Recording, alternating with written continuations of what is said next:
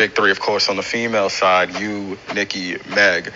Knowing your accomplishments, even without album number 2, why are you still in the big three of female rap?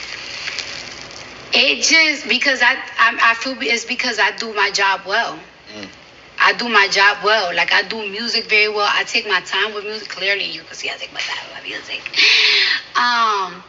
It's just something you got to ask the fans. Yeah. Like, there's so many that come, there's so many that goes, and it's just like I'm still here. I don't know.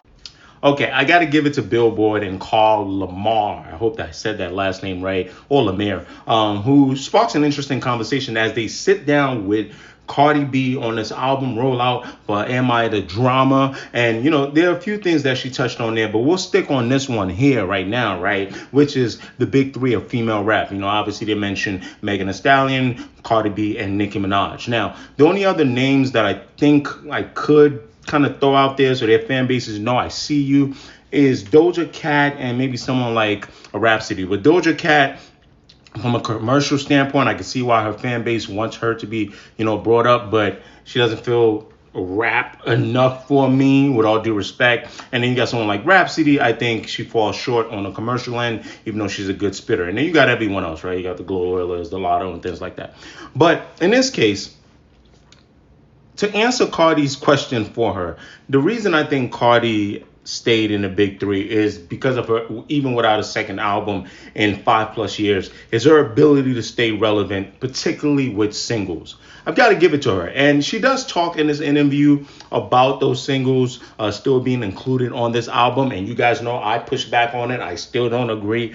But those singles have been instrumental in keeping her name very relevant. The other thing is Cardi B's, welcoming the social media age and not really hiding too much. I think she does a great job of connecting with the fans. And the downside with that is also having drama, whether with the fans or with the audience, right? You even look at something recently like the court case, you know what I mean, where, she's being relevant, but people care about her stardom. She gets into a security guard. She's found not liable. She comes out the court. There's the stuff with Offset, good or bad. You know what I mean?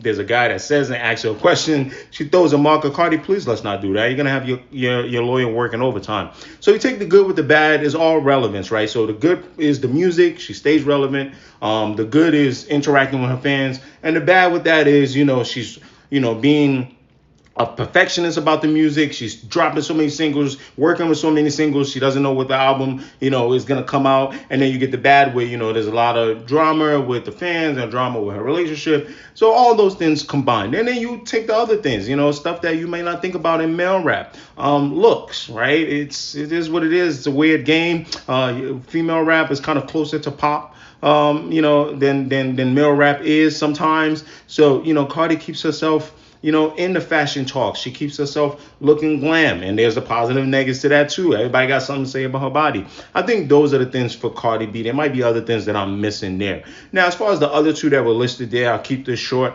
Nicki Minaj, I think she covers some of this stuff, but I just think her lyrical ability and being able to rap is, it can keep you in the game a lot longer, even if you started your career commercially since 08, 09, as well as sharing other things that Cardi's had, that Cardi does as well. And then you got Megan Thee Stallion, who I think hers is also the singles, also, the looks and the being in the blogs and things like that. But I also think she's been a little consistent with her project and just making sure she's dropping and she's giving you an album every year or two. So I think the big three of female rap being those three is absolutely correct. But however, this album will be very telling. So Cardi, you gotta come with something. What y'all think?